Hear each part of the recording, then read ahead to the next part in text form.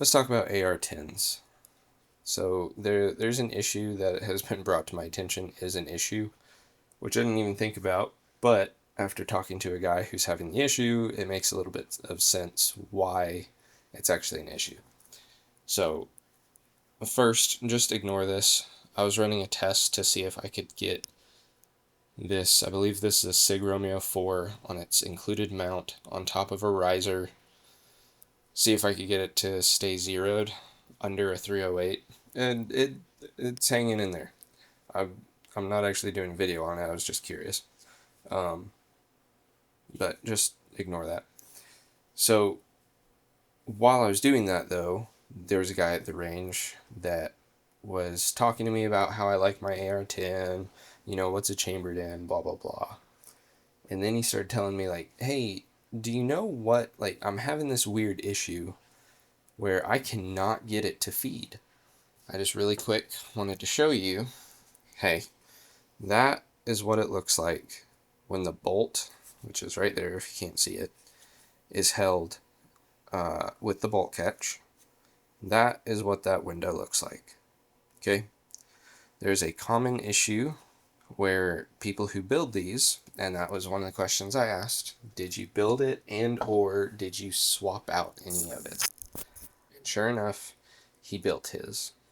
And he sourced parts from a bunch of different places, and he's having this issue. And he thought it was going to be this big, expensive thing. It's not. He actually ordered what he needed right there, and we were good.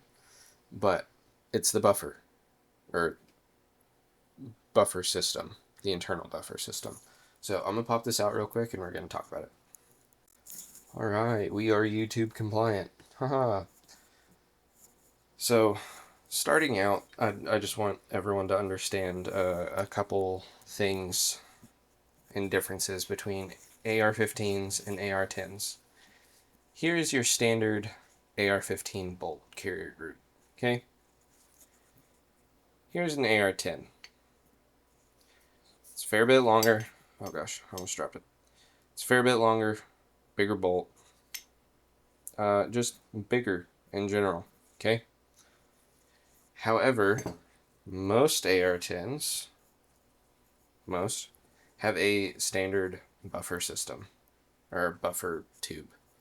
Okay, that's a standard buffer tube. I believe it might be slightly longer, but there's that. This is the buffer spring and buffer weight out of the same AR-15 that this bolt came out of. Okay, that buffer tube is long enough to house, well, the buffer tube and then up to right about here is long enough to house the fully compressed spring, the whole weight, the whole length of the buffer, and then the bolt or bolt carrier group. Right? Simple enough. Well, if you have a much longer bolt carrier group and the same length tube, or roughly the same length tube, don't you need a different? Oh gosh, I don't want to go in. That's right. You will have a shorter buffer weight, or buffer. Okay? That actually solves a lot of people's problems right there. It's not standard. Okay? Now, if you piece yours together and you have a big old long spring like this, but a standard buffer, there you go. This right here is probably your problem. So, I'm going to show you a couple of different configurations and what happens. But I just want to talk about that. This is an Armalite AR-10 spring. It's about 13 inches. I believe it's 12.75 to 13 inch is the spec. And look at all those coils. That is very long, even when it's fully compressed. These springs are both the same.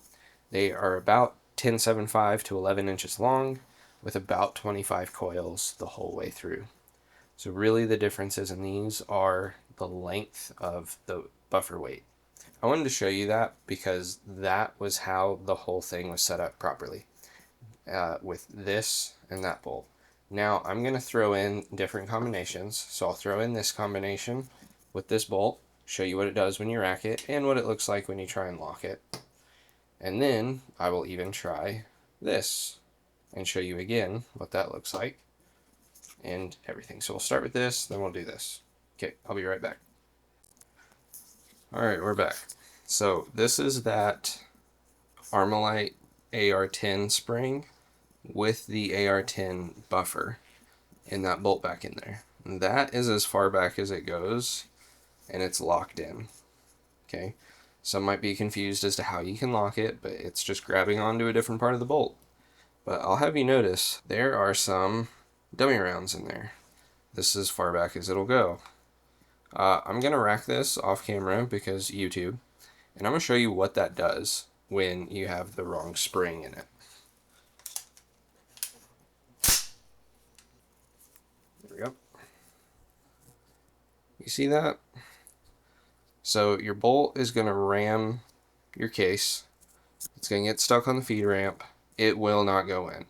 The reason being is your bolt isn't going all the way back and catching the back of the case. Here I have a little 9mm that I can explain this with. Alright, so normally, if this is your bolt, it would rack all the way back, and then when it goes forward, it would catch the back of the case and hit it, and it would hit the feed ramp and go up. What's happening here is if these are the teeth on that bolt, it's going back just enough to where it hits about here, and then it's driving forward, falling into this little channel and picking up the case off of that. They are slightly different, so this is slightly recessed and rounded a bit more.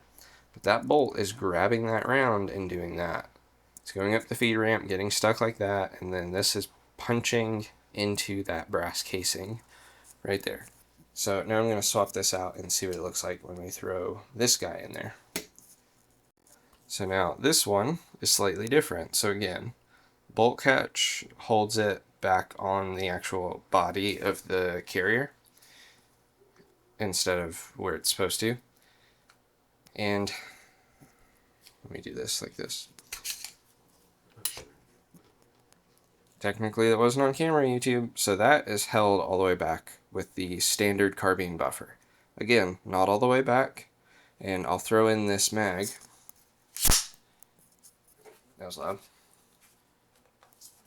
I'm going to throw in this mag of the dummy rounds, and I'm going to rack it, and we'll see what happens.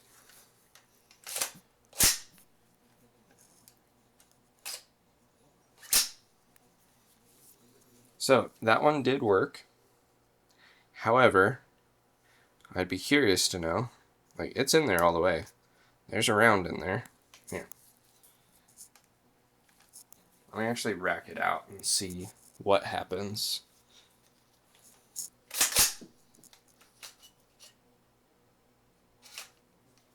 Alright, it did actually rack all the way out.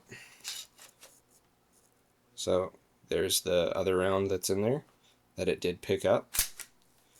So, very, very interesting that that actually worked.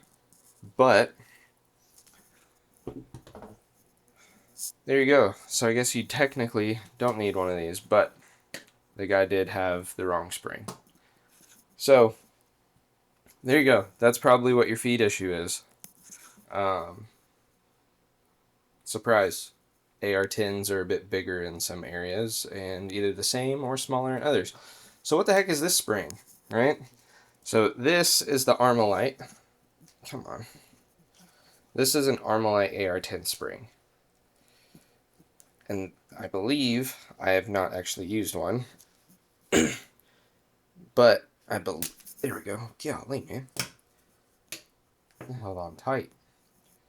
I believe they have a much longer buffer tube. The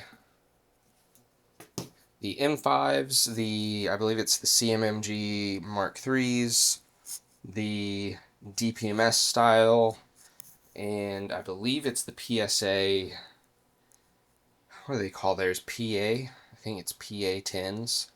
They would all use the standard shorter spring, the 11-inch spring with about 25 coils.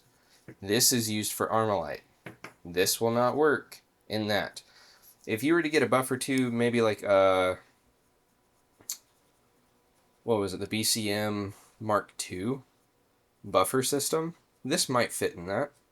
I'm not actually sure, so don't quote me on that.